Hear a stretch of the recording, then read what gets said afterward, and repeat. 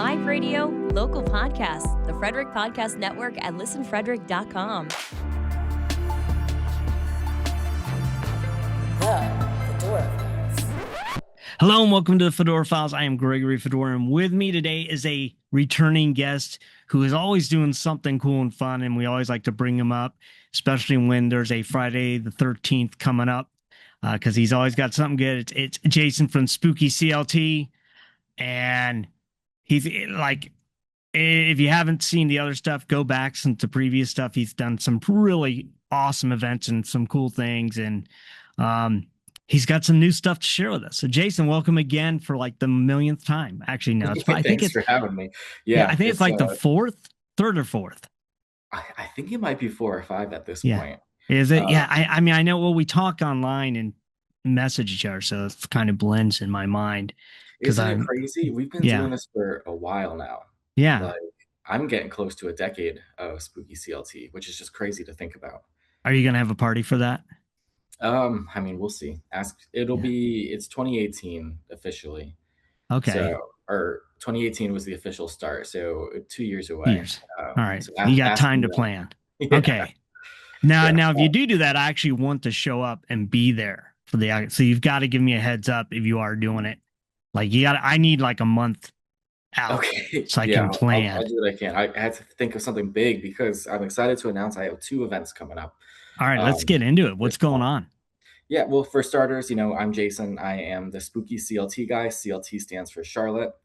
All of my internet content is based around Charlotte, North Carolina, whether it is paranormal instances, ghost stories, folklore, and then I myself am big on cemetery preservation, which is something that you've seen me kind of lean into over the past few years, so much to the point I have been officially appointed as a historic landmarks commissioner. Nice. As of September. So it's now I've got a real stake in the game, and it's not just me funding small spooky projects through ghost hunt fundraisers. Now I'm really able to make like an actual difference in Charlotte, which is cool to be a part of. I think the last time you're on, it was happening, but you hadn't officially had it. Like I think you talked about that. It was looking like that was going to happen, or you were talking about it. Yep. So that's awesome. Congratulations that you're actually now on it. Yeah, I was asked to apply, then I got officially appointed in September. But speaking of the last time that we talked, it was Friday the 13th, June 2025. And I had an event. That was planned as a fundraiser for the same project that I'm working on now. But the event was that I was going to be leading a ghost hunt in the Morris Costumes in Charlotte on Monroe Road. And Morris Costumes is interesting because, first off, Philip Morris is this like larger than life personality, not just in Charlotte, but internationally. He was a circus ringleader. He did like horror spook shows on TV where he had the persona called Dr. Evil. And yeah, he was the head of a costume empire where he was doing Halloween costumes, decorations, animatronics, but also costumes for movies. And he was like one of the main companies that was getting these like official licenses for characters like Batman and Superman. But one of the things that Philip Morris, while he was alive, was saying was that he was the one that provided the gorilla suit to Patterson and Gimlin during the famous Patterson Gimlin film in Bluff Creek, California. And if you say that on the internet, people will still get mad at you for it. But he took that to the grave, where he was saying that that's what they did. He was on record saying that he had the receipt from Patterson, but he never showed the picture of it or provided it.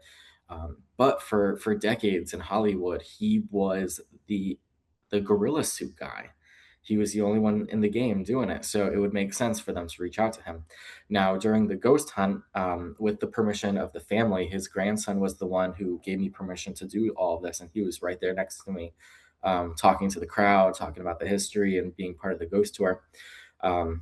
But for years now, because Morris passed in 2017, for years now, they've been saying that there's been an uptick in paranormal activity in this one costume shop on Monroe Road.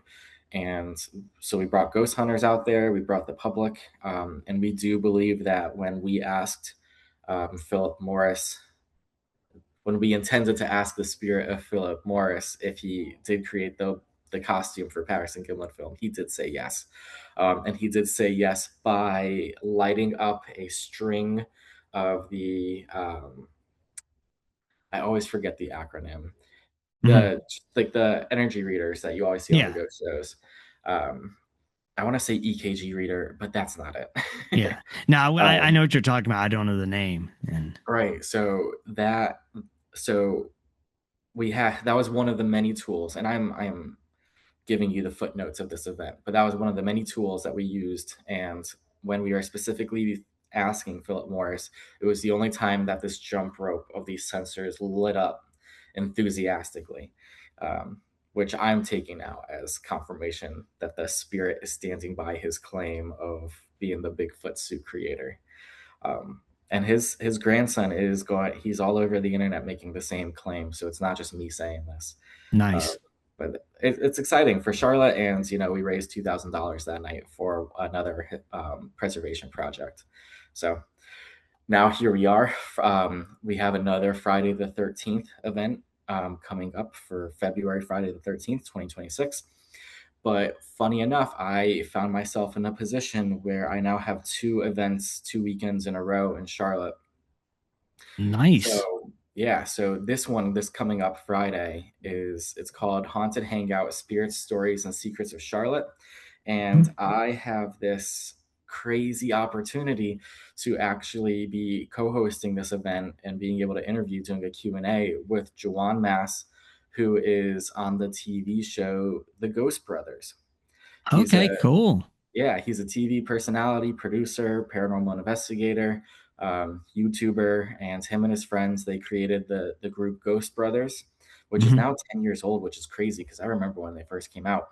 But it's the only paranormal show on TV with any diversity, which I Mhm. think is cool, if not sad on the other side of the coin.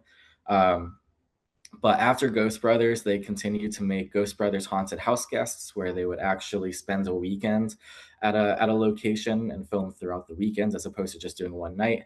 Mhm. And they did Ghost Brothers Lights Out, which is another paranormal show, and the most recent one during COVID was Fright Club, which was with the Jack Osborne, which is cool. It's Okay. like when they're watching clip shows and determining if something's real, fake, how Mhm. scary it is. So here I am, little old spooky CLT in Charlotte, and now I'm finally being able to Yeah, talk you're to a professional. that's awesome. Right. So that's the first event. And then the second one I'm calling it Let's Talk About Ghosts, Baby, because it's the day before Valentine's Day, which is officially Yeah, called Galentine's Day. The day before is like when the ladies have their fun. So we have noticed that there's a lot of ladies buying tickets for this event. that's um, awesome. but we're following the same format that I have done historically, which is go to a haunted location, talk about do a presentation beforehand, and then split up and do an actual investigation. In this case, I'm really excited for it because the location is called VisArt Video. It Mhm. is like the only video rental store in North Carolina right now. It is the largest collection of physical media on the East Coast. Hmm. So we're investigating a video rental store, um, which if I said that, you probably thought I was saying it in like 1998. You know, Mm. Yes, but it's still there. It's still there. So, and that one is special because there's not much history to talk. It's not like a historic location besides the stuff I just told you. But I have two groups of ghost hunters coming in that are going to be leading their own investigations there. And I'm going to be doing, question and answer with them, asking them um, how they got into it, their past situations that they found themselves in, how they investigate, what their personal beliefs are on the paranormal. We have one group which is called CAPS. It's the Charlotte Area Paranormal Society. And then the other one is 704 Paranormal, which is actually just a group of dads who do it. Okay. So I'm excited Nice. for both events. And I'm hoping to be able to raise a good chunk of change for my historic preservation project, which is raising money for the Old Settler Cemetery, which is smack dab in the center of Mhm. uptown Charlotte, and it's the oldest recognized cemetery in Charlotte. And during Hurricane Helene, a large poplar tree fell over in the middle of it, and Hmm. the roots pretty much just destroyed this beautiful box tomb with this iron fence around it. So now I'm specifically raising money to fix this particular box tomb that needs it. So it's crazy. Um, that being said, going back to the first event, I kind of wanted to go through the outline of that event with you because Yeah. part of the event is not only talking to Joanne about the paranormal, but it's also to teach people about Charlotte history and some of the folklore stories we have. Yeah, And I please know do. that's you're always uh, curious about. So I was hoping to go through that with you, Yep. if you don't mind. No, I love it. Yeah, let's do it, man. Let's. Awesome. I love to hear. I love hearing your stuff because you are a great storyteller, Oh, and that's thanks. another thing I know you do. Like some of your events are like when people tour the different cemeteries, you'll be there and you'll Yep. portray one of the characters. I think the last time was Charlie Houck, Oh who was yeah. killed by a lion, and you restored. I think that's kind of how your restoration stuff started, wasn't it? Like Yeah. you went out like because this was such a cool story, and we don't have to get back into it because I think I make you talk about it every time you've been on, and so they people can go back and hear the whole story. But basically, a guy was killed by a lion. There was this, and that's all you know, and that was on the tombstone, and it got broken somehow, and you've restored it, and you did an amazing job where the new restoration looks like the old, but how you did it was you have the new one, and then on the back is the Mhm. old pieces embedded in it. So the original is there as well. And so people should go to Spooky CLT. You'll see pictures of it. And like I said, go to previous episodes. You will see the story we have. But I'm guessing that, I mean, that's what kind of led your way to where you Yeah. are now. And That so, that was the first time I was raising money for a headstone to repaired. Yeah, Charlie Hawk killed by a lion. And when I got like a year into it, and I had only raised maybe a third of it, and a lot of it honestly was my own money. Where I was like, what can I do to raise money? And that's when it clicked that I can just do ghost hunts and history tours, put them together, and have all of the ticket proceeds go towards restoration. And that yeah. has been that's what I've been doing since. So I did it there with Lada, I did it with Morris Costumes, and then I have been doing tours of Elmwood Cemetery where Charlie Hawk is, because I'm on the board of the cemetery now. But yeah, Charlie Hawk, that is really what got me really it got my name out there for the historic preservation community. And that probably led to me being a historic landmark commissioner. So thank you, Charlie, for being killed by a lion. Yeah. May you um, rest in peace, may he or rest in peace. Yep, or with a pieces. beautiful All right, that's new bad. headstone. He only lost his arm, you Oh, know. okay, there we go. So two pieces. So there you go. But yeah, part of my spiel for storytelling is like, even if you are teaching history, you are still just sharing the story of it. Hmm. Um, and then I like to emphasize the spookier aspects of it. So for this particular presentation, I'll have a PowerPoint going along with it, and I have 4 pillars of Charlotte history that I want to make sure everyone knows. So I'll share those with you now. Yeah, let's hear it. Um, for starters, us white European settlers were not the first to go to Charlotte. It was historically the Catawba tribe, the Native Americans in that area.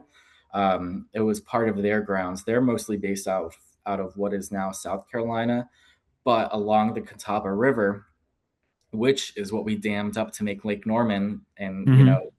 Normie, the Lake Norman monster, came from that. But the Catawba River, that land was extremely fertile. So the Catawba tribe would use that for agriculture during its peak seasons. And then, they're always constantly migrating. But that area was Catawba. And early colonial estimates of the Catawba population, when the first settlers arrived, they believed it was upwards of 25,000 people that were there on site. And by 1759, smallpox had spread through the Catawba villages 4 to 5 times, and their numbers dwindled down to less than 1,000. So, Wow. yeah, it's over the course of 200 to 300 years, uh, we just decimated their population by bringing disease. Um, Hmm. and the whole reason that we were coming to Charlotte to begin with is because our uptown Charlotte, where our city is, the center of it is called Trade and Tryon, two streets. Mhm. And those streets were actually cross-country trading paths.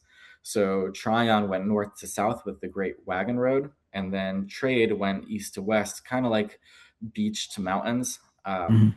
And as smack dab in the center was Charlotte, which is why the white settlers picked there, is because they were able to have trade with people, and they were able to put a courthouse, and a post office, and that's what built it into what it is today. The reason that we are called Charlotte, and this is pillar number 2, is because Queen Charlotte was the queen of King George at the time, who eventually we declared independence from. But we named the city after her and try to get favor from the king so that we can get money to build a nice courthouse and to be officially established. Mhm. Um, so that's why we are named Charlotte. And it's funny, part on our state flag, you'll see the date May 20th, 1775.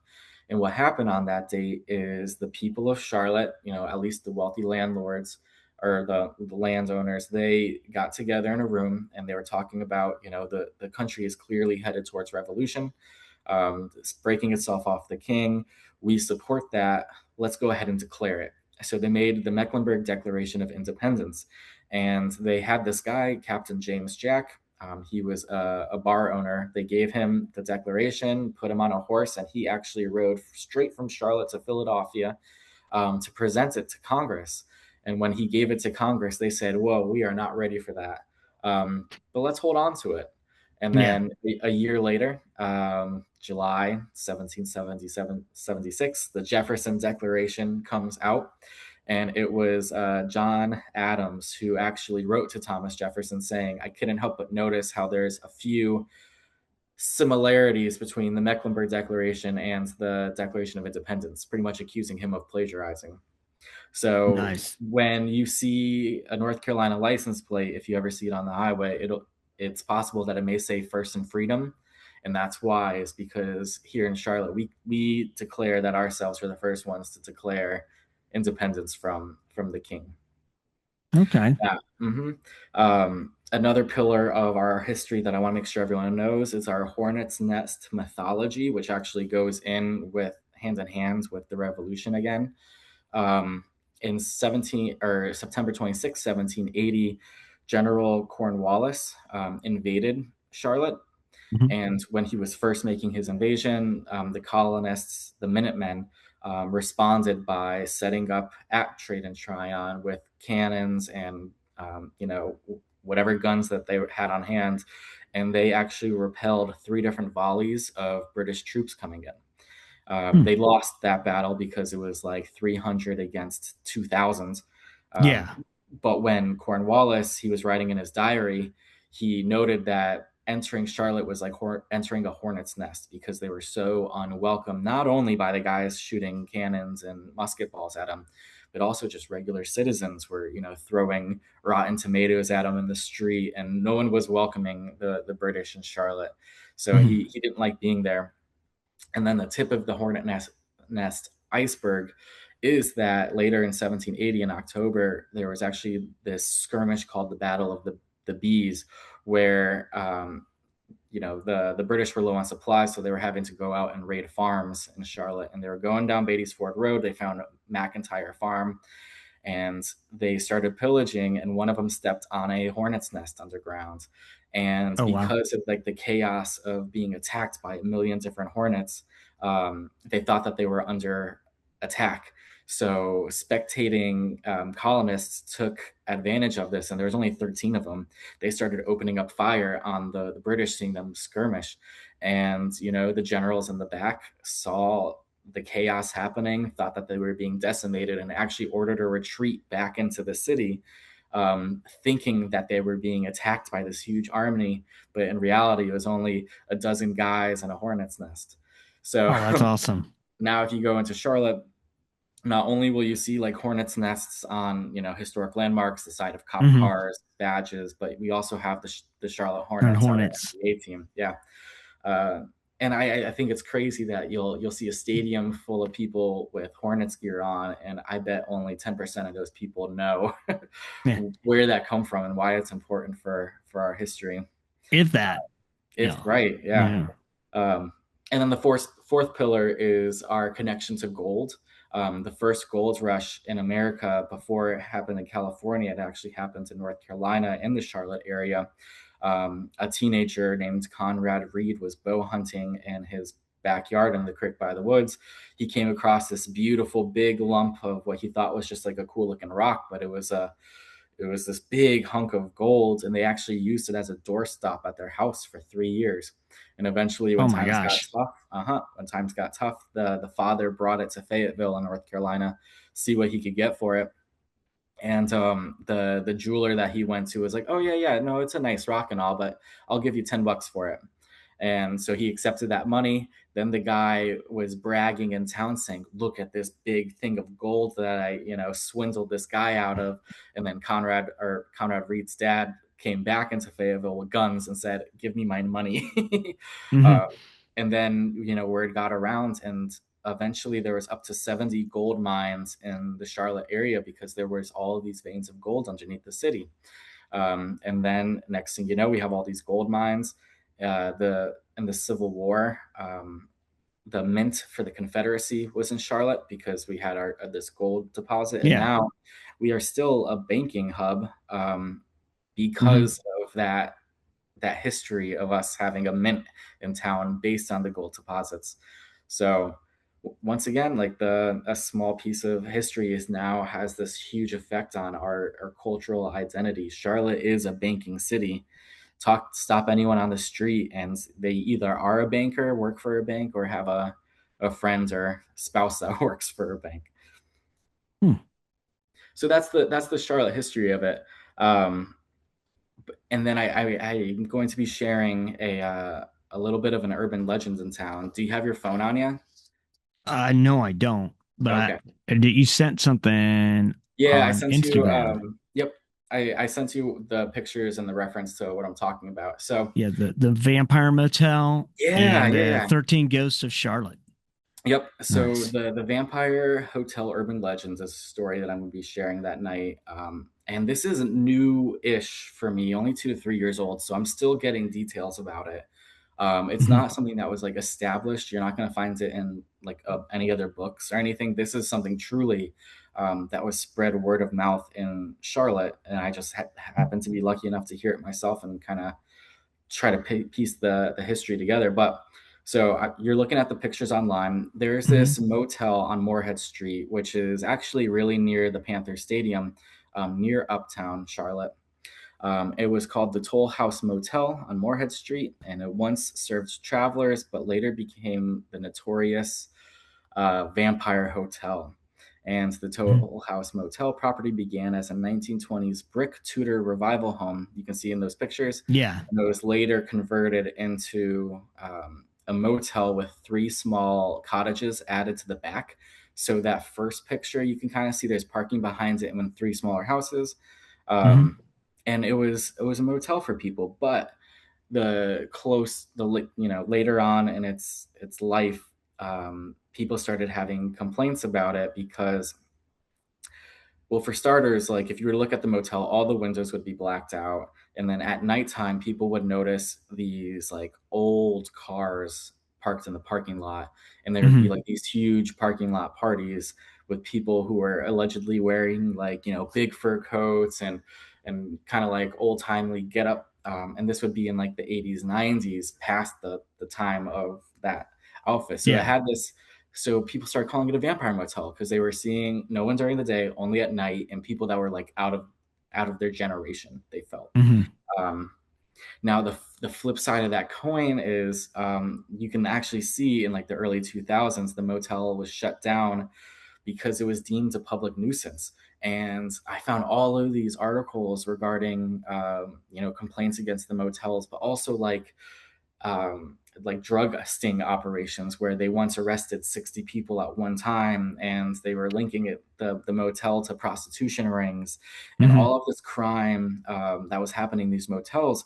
And what I'm piecing together is, I think the whole vampire hotel legend came from parents keeping their Just, kids away from this motel. And yeah. instead of being like, don't go over there, there's prostitutes, they were saying, don't go over there, there's vampires. And then that spreads through, the schools. And then 20 years later, you have these adults saying, hey, I learned about this vampire hotel when I was a kid.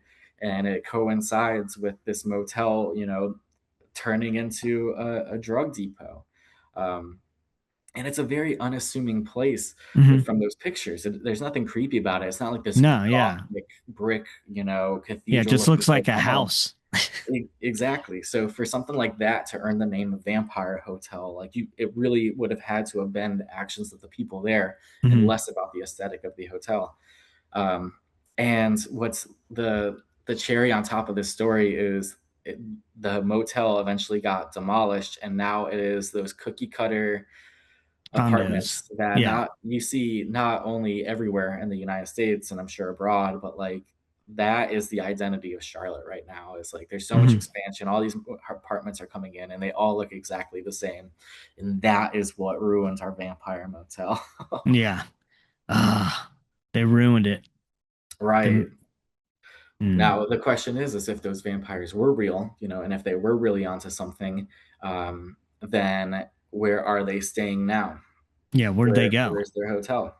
They're not That's what staying I in want those apartments because those are lame. to know. Vampires have, panache. They, Right. yeah. Now, what's cool about this is, I was told this. Someone asked me about this story to begin with, and I had no idea. I was like, "What are you talking about? Vampire Hotel on Moorhead Street?" So, I asked like people on Instagram. I got nothing. I asked people on TikTok. I got nothing. And then I put it on Reddit, and that's when I started getting the confirmation from people like, "Yes, I've heard the Hmm. story. Yes, I've heard the story." And then eventually, I work in commercial real estate. I was at a property that I managed a few years ago, and I was just hanging out in the lobby, and it was on Moorhead Street, a few blocks away from where the motel would have been. Hmm. And I was started talking to this guy. He was going in for he was meeting a colleague of his, and he just started telling me his whole relationship with Charlotte. And he said that 30 years prior, he actually interviewed for a job in the building that him and I were in when it was a broadcasting studio. And he just drove in for the day. The people were like, "Oh, let's take you out to dinner, have some cigars." I'm sure that's what job interviews were like back then, not anymore. But they asked him like, "Oh, did you get a hotel? Are you going to be staying here tonight?" And he said, "Oh no, but I see the motel a few blocks down. I was going to go check out there, see if they had any rooms open."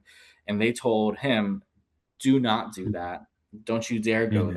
there. Go to this place instead.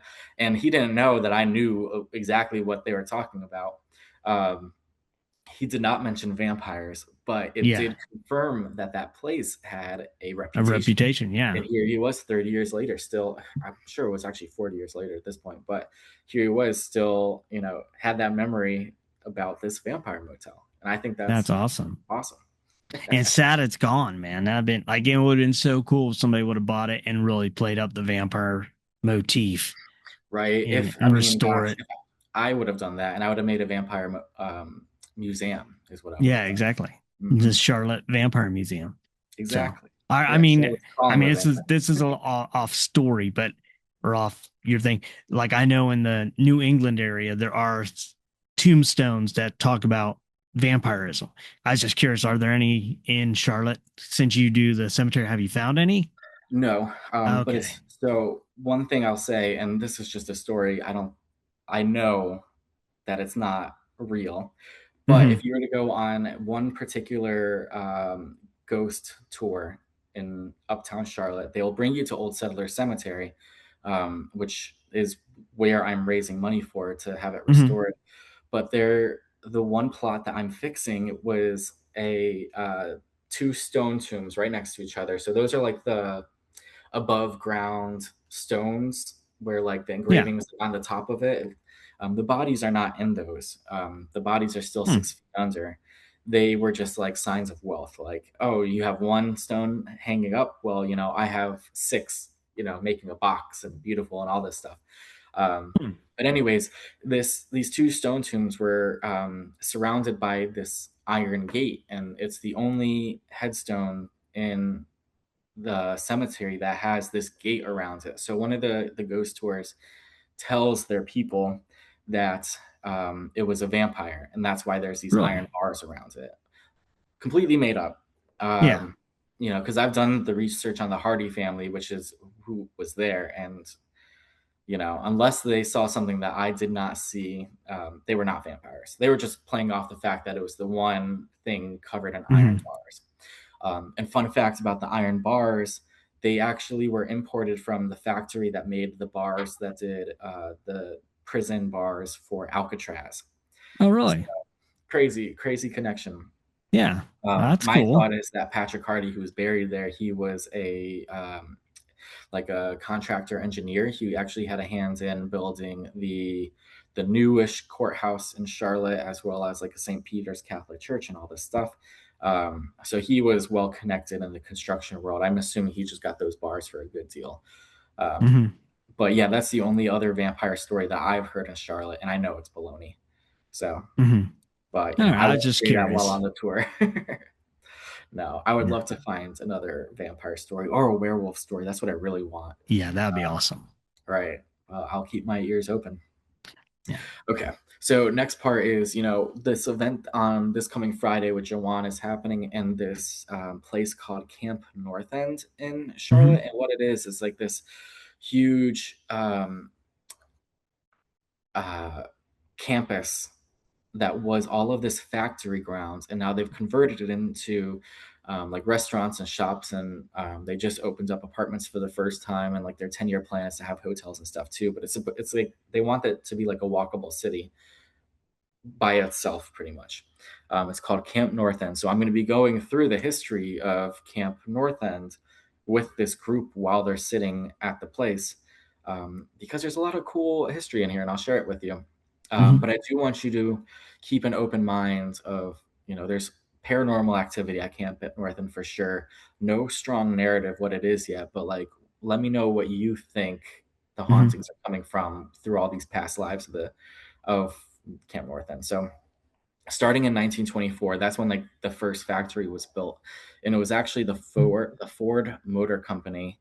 It was put there in 1924, and they built over 300,000 Model Ts and Model A cars before closing in 1941 during the Depression. Hmm. So, Ford Motor Company. What I did find is that child labor laws in North Carolina and the United States weren't really strongly enforced until the end of the 30s. So it's Hmm. possible that there was child labor going on during its time making Model T cars. And then in 1941, when they left the plant, the U.S. Army picked it up, and they turned it into a logistics hub, and they added 1 million square feet to for warehouse space, um, so that they could have supplies during World War II. They turned it into a quartermaster depot. It was Okay. built along train tracks intentionally when it was the car company, so they could bring parts in easily. But then the government used that. And I found this one particular chilling picture of one of the factories was actually, they would use it to store the the coffins of fallen soldiers, and it was Hmm. the hub. So for the East Coast, they would ship, soldiers that were going to be sent home to be buried, and they would store them in this factory in Charlotte. And there's this one particular picture where it's just a warehouse full of the coffins with the flag draped over them. Yeah. Yeah. And then they would just organize them and then ship them off to wherever they needed to go to be buried from their hometowns. Okay. And then in the 1950s, it was turned into a missile plant, and it was labeled the Charlotte Area Missile Plant, and that's actually where camp comes from. for Camp North End's, the Charlotte area missile plant, and it covertly produced Nike, Hercules, and Ajax guided missiles during the Cold War. And all of these factories, or one of particular factory, it doesn't have a concrete floor. It actually has like the butts of 2x4s completely covering the ground. And the reason that they did that is so if someone were to like drop a chain or drag it behind a truck, it wouldn't make sparks that could possibly ignite the missiles.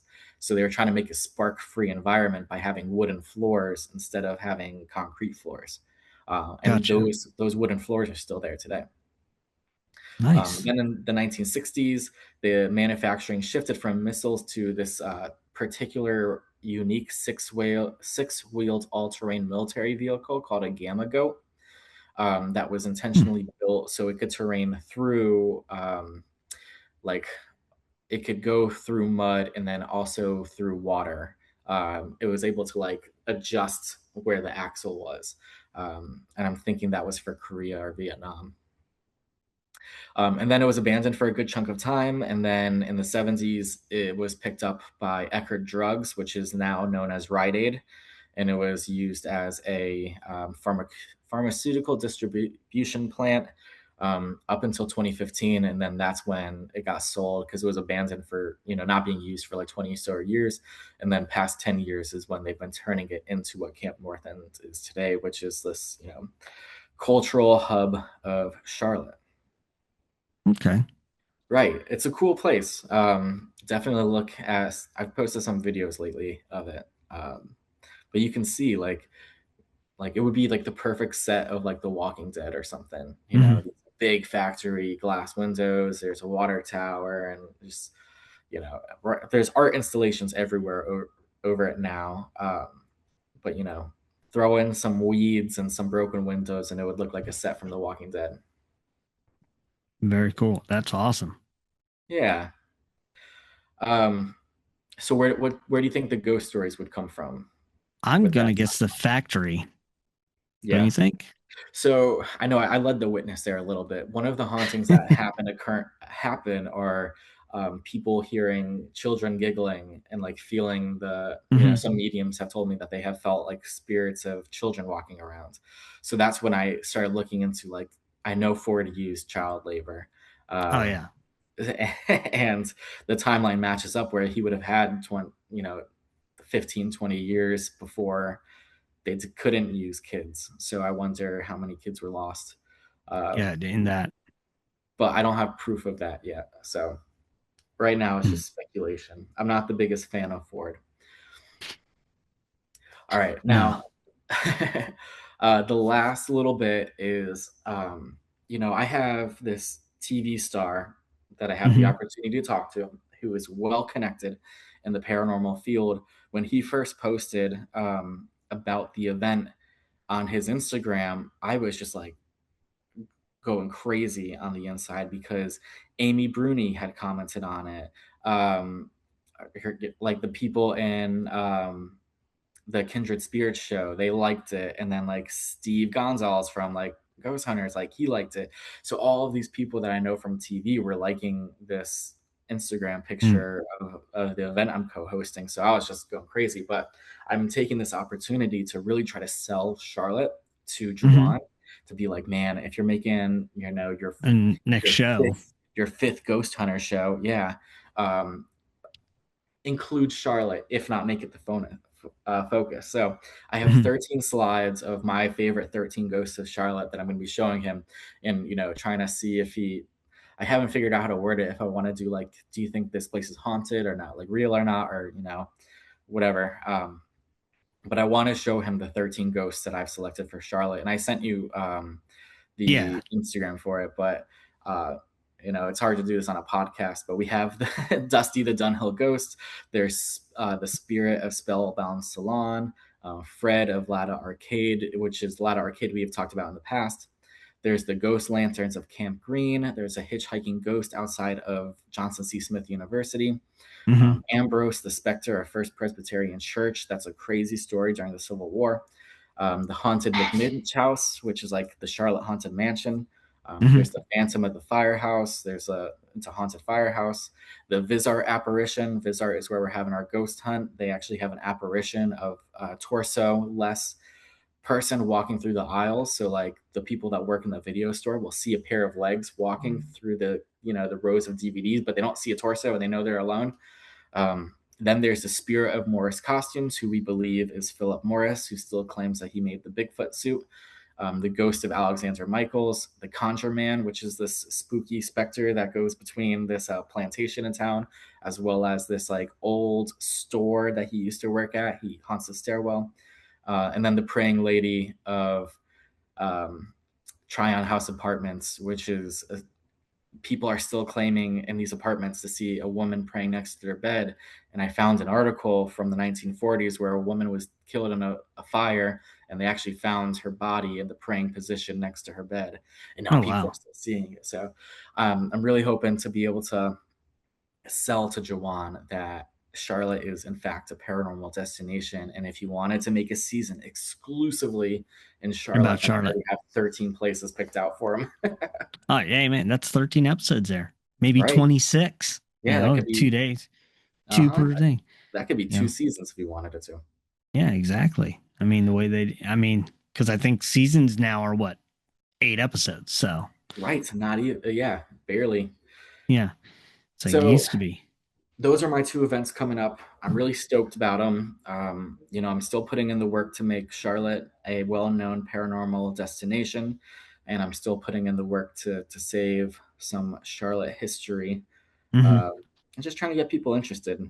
And Yeah, and get down. And it's cool. Like everything you got. I mean, Charlotte is like just from learning from you and following you on Instagram and I think it started with Normie. I think that's how Mhm. we first because I did a video about Normie and then you saw it or something and then Yep, you gave me all this other information that I didn't know about it and that's how we kind of hooked up was through Normie the cryptids, yeah, yeah and then it spiraled into and then you that other cryptid you told me about the cat the owl. cat owl and then it got into the folklore, and I love folklore and ghost stories and stuff. And so, and people who are into this stuff, they need to check out your Instagram, Spooky CLT, and if they're in the area or like I think a destination like trip if you want to go. I have Mhm. buddies who like going to haunted stuff.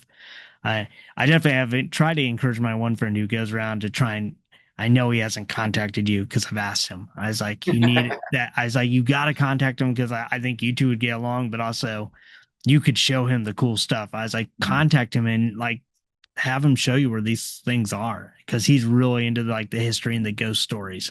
And he's gone around, he's been on my show too, to a bunch of places. But I've like, you've got to hit Charlotte just from Mhm. the stories I've heard.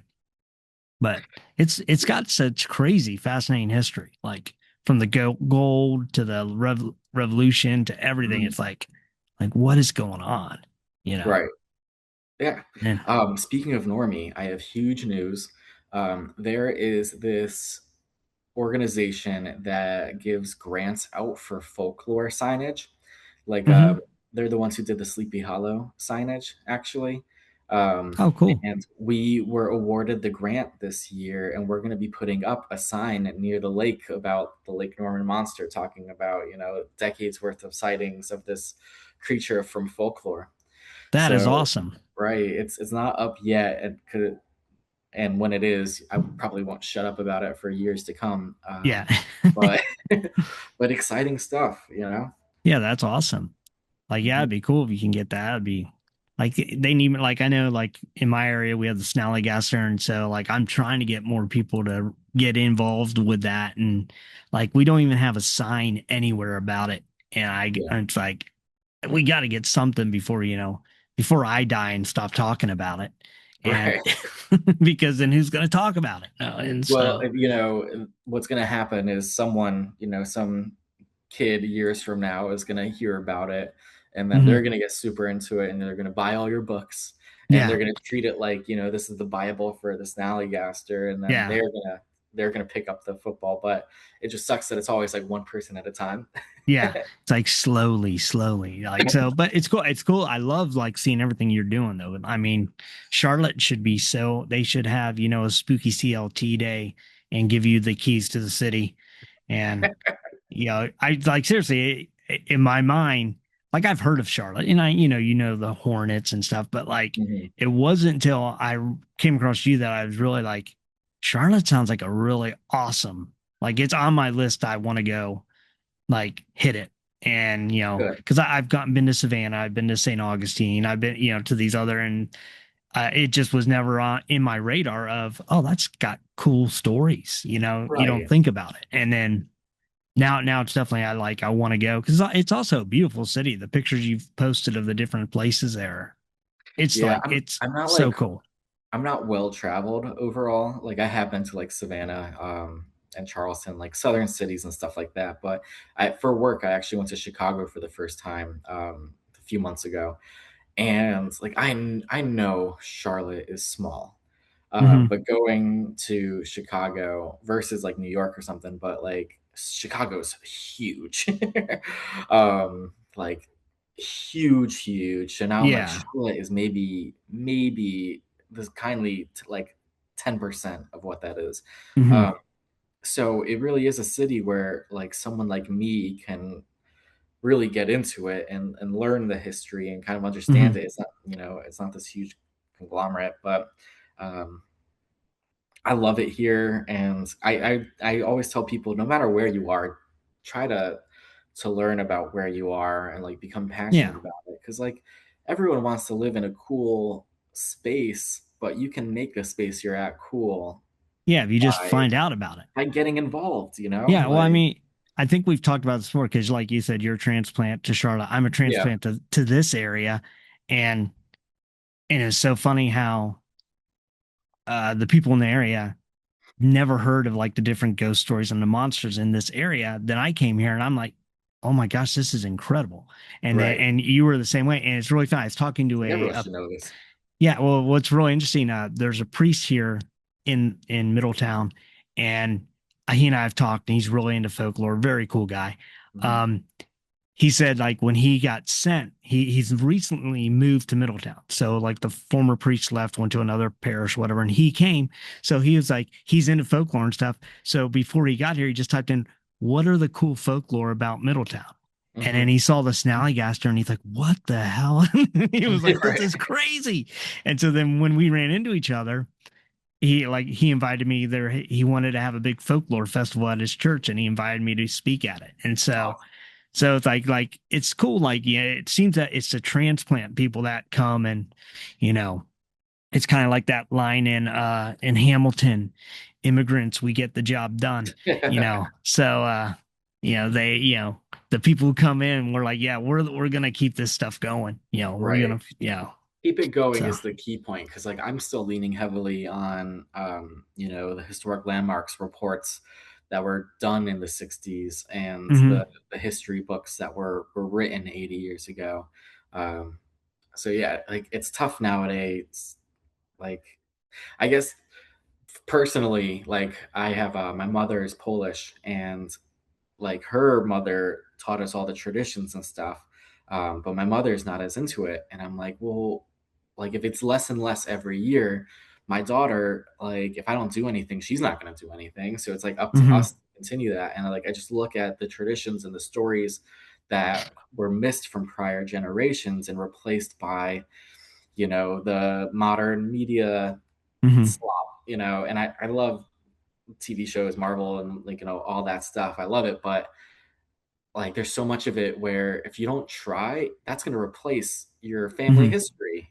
yeah, And that's where my mind's at, where I'm like, yeah, I have to teach history and get people passionate about it, or else like my generation's doing jack about it. The next mhm, generation, they're not even going to know. Like, yeah, so taking it upon myself to try to make this stuff interesting and consumable through social media and hopefully mhm, get more people passionate about it. And it makes me so happy when people show up to our cemetery cleaning events, saying like, oh, I'm here because of like your Instagram account. And I'm like, mhm, great.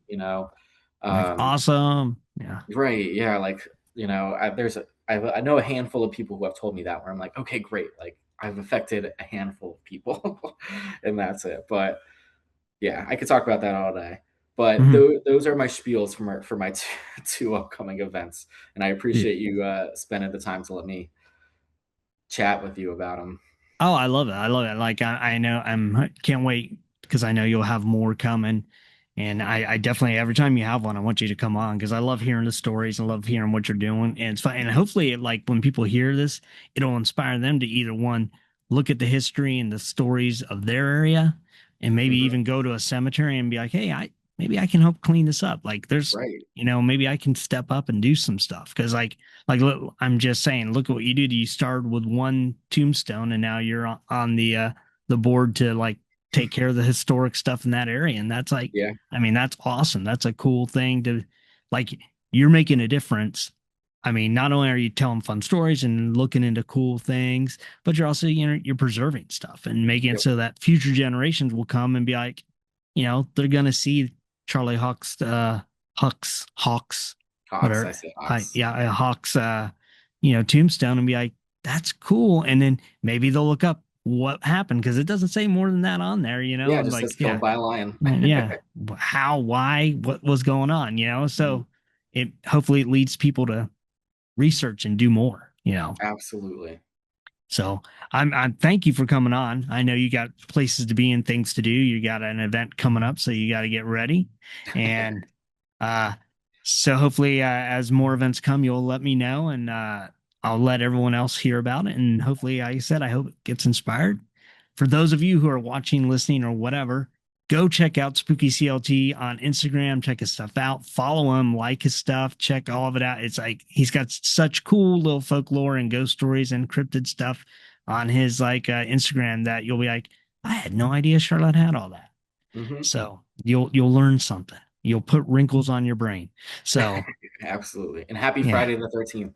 Yes, happy Friday 13th. It's going to be fun. It's always fun when because you always make it fun. So until next time, everybody, stay safe, keep searching.